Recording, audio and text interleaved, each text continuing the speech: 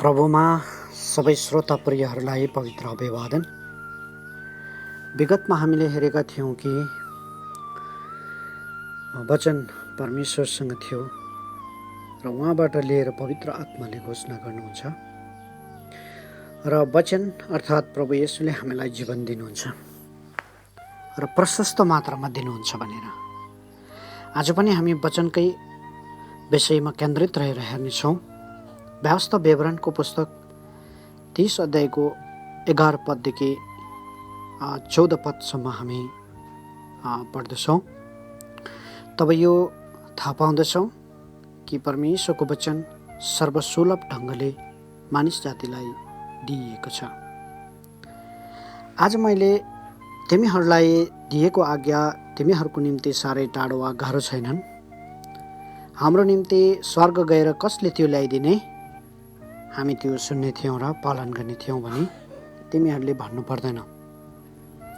कसले सागर पारी गएर हामीलाई त्यो ल्याइदिने, हामी सुन्ने थियौँ र पालन गर्ने थियौँ भन्नु पर्दैन। किनकि त्यो स्वर्गमा पनि छैन र त्यो सागरको पल्लो छेउमा पनि छैन। तर तिमीहरूले पालन गर्नलाई वचन तिमीहरूको नजिकै छ, तिमीहरूकै मुखैमा छ। जब परमेश्वरको वचन सुन्छौँ, हृदयमा विश्वास गर्छौँ र जीवनमा पालन गर्छौँ, तब परमेश्वरले हाम्रो निम्ति जीवन र भलाइ राखिदिनु भएको छ। तर वचन सुन्दैनौँ र मान्दैनौँ वा पालन गर्दैनौँ भने चाहिँ मृत्यु र खराबी हामीले पाउनेछौँ। जस्तो हितोपदेश 8 अध्यायको 34 र 35 पदहरूलाई हामी पढ्दछौँ। त्यहाँ यस्तो लेखिएको छ, किनभने जसले मलाई भेटाउँछ त्यसले जीवन पाउँछ र परमप्रभुको निगाह प्राप्त गर्छ। मलाई नभेटाउनेले आफैलाई हानि गर्छ औ मलाई घृणा गर्ने सबैले मृत्युसित प्रेम राख्छ। व्यवस्थाका आज्ञा र धर्मविधिहरू हुन् वा येशूले बोल्नुभएका अनुग्रह सहितका वचनहरू या त पवित्र आत्माद्वारा दिएका प्रेरित मार्गदर्शनहरू। यी सबै परमेश्वरका वचनहरू हुन्।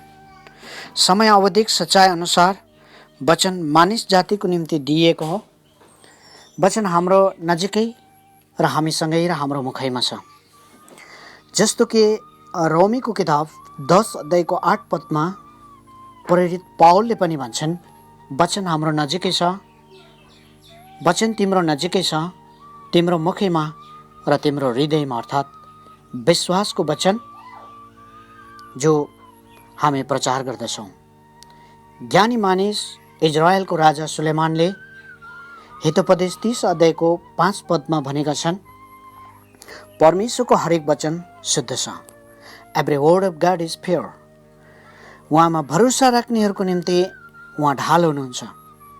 यस समयमा शुद्ध वचन जो प्रभु येशूको व्यक्तित्व हो र जसले उहाँ अर्थात् येशू ख्रिस्टद्वारा परमेश्वरमा भरोसा राख्छन्, यस दुष्ट संसारको बीचमा सुरक्षा पाउँदछन्।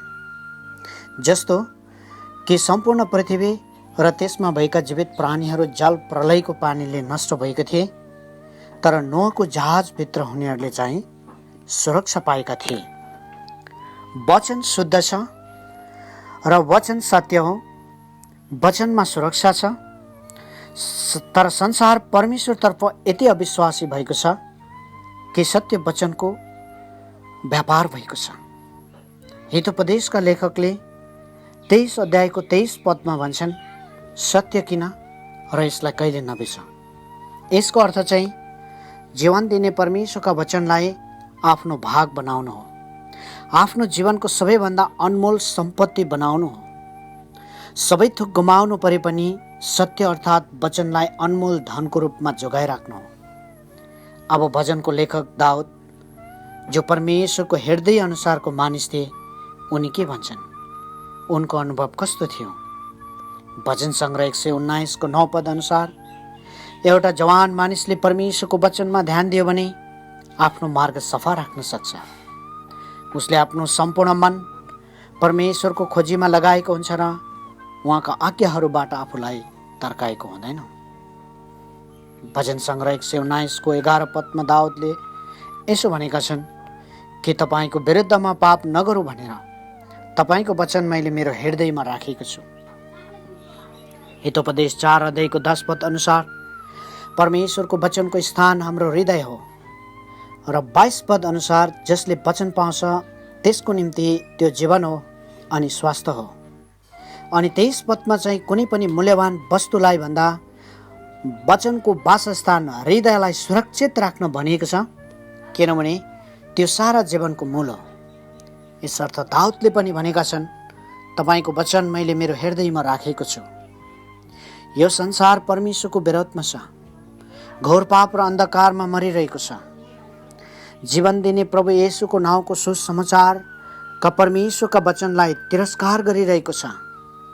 परमेश्वरको मानवप्रतिको प्रेमलाई व्यावहारिक रूपमा येशू ख्रीष्टले क्रुसमा प्रदर्शन गर्नुभयो जब हामी पापी नै थियौँ।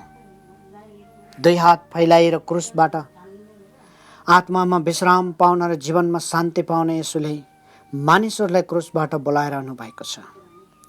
उहाँलाई प्रभु र उद्धारकर्ता भनेर हृदयमा विश्वास गर्नुहोस्, अनन्त जीवन पाउनुहोस्, आफ्नो आफ्नो आत्मामा विश्राम पाउनुहोस् र जीवनमा शान्ति पाउनुहोस्। उहाँ जीवनदाता र शान्तिदाता हुनुहुन्छ। अब धेरैजनाले प्रभु येशूलाई जानेर पनि आफ्नो इसाई जीवन लापरवाही ढङ्गले बिताइरहेका हुन्छन्। प्रिय हो, यसको अर्थ चाहिँ माथि उल्लेखित वचनको गुणहरू र महत्त्वलाई थाहा नपाएको हुन सक्छ। यसर्थ यस सन्देशले धेरैको जीवनमा जागृतिको पहलको सुरुवात गरोस् र आत्मिक जीवनको हेडाइमा क्रान्ति लाओस्।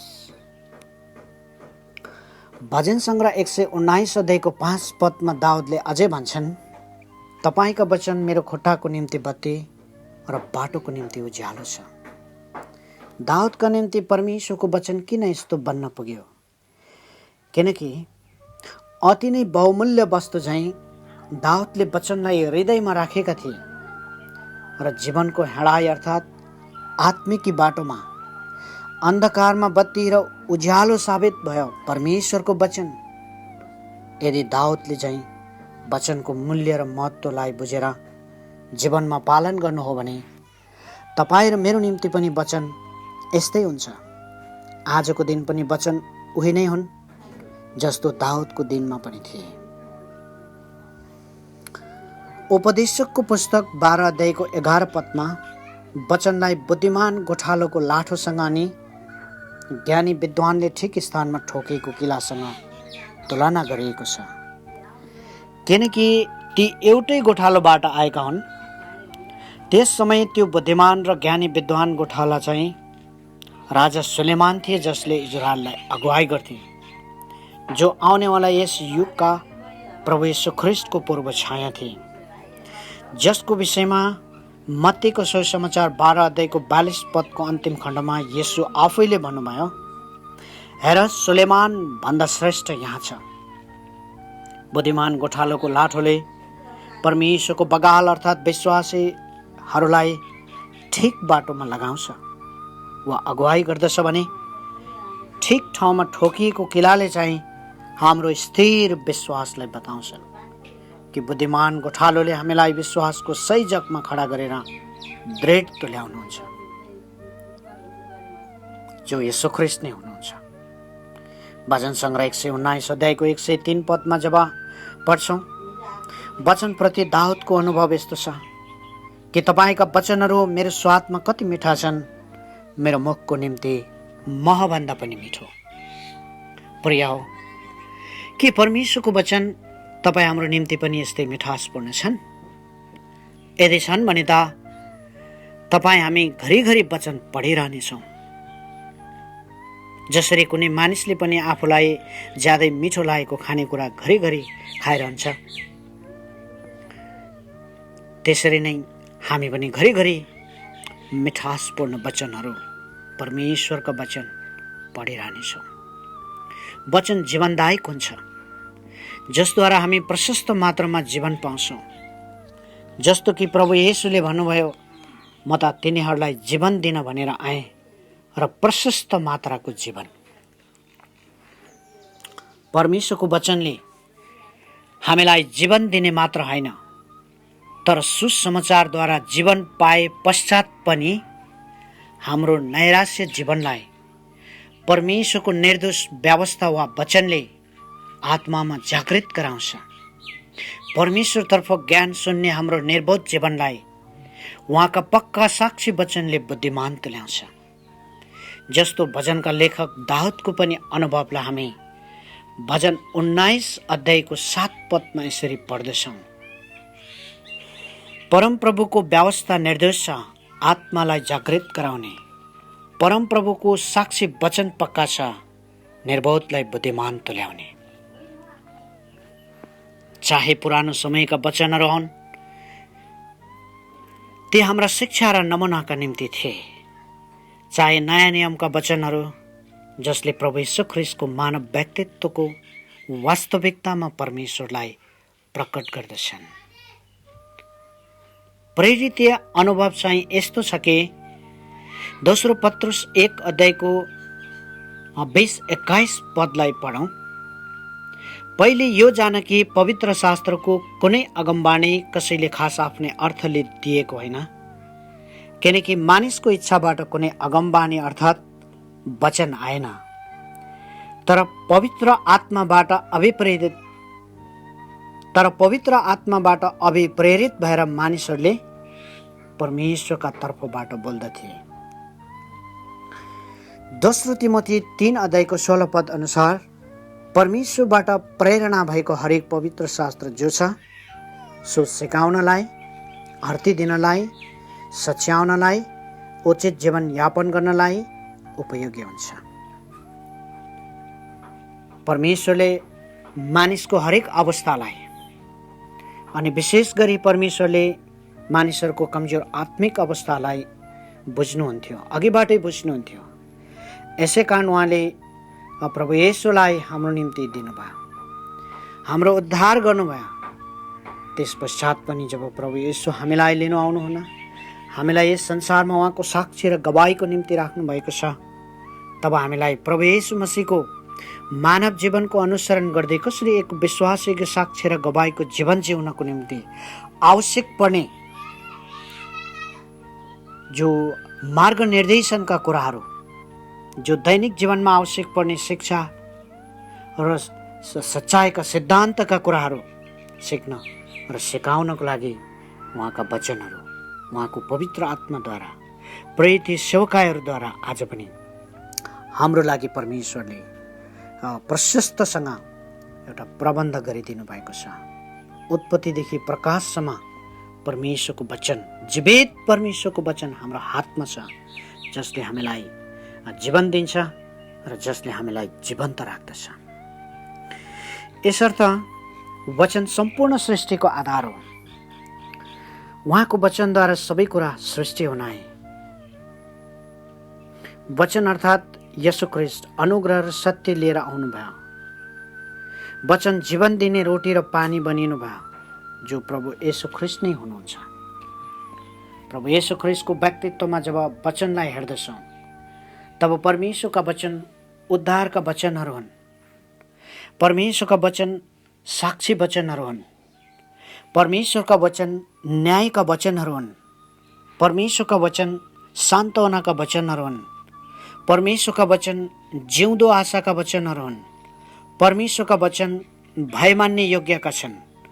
परमेश्वरका साक्षी वचनहरू आनन्दका कारणहरू हुन्। परमेश्वरका वचनहरू भरोसा राख्न लायकका छन्। भजन सङ्ग्रह 89 र 90 पदलाई पढ्यौँ भने परमप्रभुका वचन स्वर्गमा सदा सर्वदा स्थिर रहेको छ र उहाँले स्थापित गर्नुभएको पृथ्वीमा पुस्तौँसम्म उहाँका वचन सत्यतामा रहिरहन्छन्। प्रभु येशूले मत्ती 24 अध्यायको 35 पदमा भन्नुभयो, आकाश पृथ्वी बितेर गए पनि मेरो वचन बित्ने छैनन्। फेरि प्रकाशको पुस्तक 22 को 7 पदमा हामी पढ्दछौँ, हेर म चाँडै आउनेछु, त्यो मानिस धन्य हो, त्यो मानिस आशिषित हो जसले यस पुस्तकको अगमबानीको वचनलाई पालन गर्दछ। प्रिय हो, तपाईँ हामीलाई जीवन दिन, जीवन्त राख्न परमेश्वरले आफ्नो सम्बन्ध तपाईँ र मेरो जीवनमा सधैँभरि कायम राख्न र जबसम्म परमेश्वरले प्रभु येशूलाई पठाएर हामीलाई स्वर्गमा आफ्नो घरमा लानुहुन्न तबसम्म आशामा हामीलाई धैर्य गर्नु र विश्वासमा हामीलाई वचनद्वारा जीवित राख्नु परमेश्वरले उहाँका वचनहरू दिनुभएको छ। वचन साँच्चै नै तपाईँ हाम्रो जीवनमा बहुमूल्य कुरा हुन् अनि पवित्र शास्त्रका यी वचनहरूलाई पालन गर्यौँ भने प्रभुले भन्नुभए चाहिँ निश्चय नै हामी पनि त्यो धन्यका मानिसहरू कहलिनेछौँ।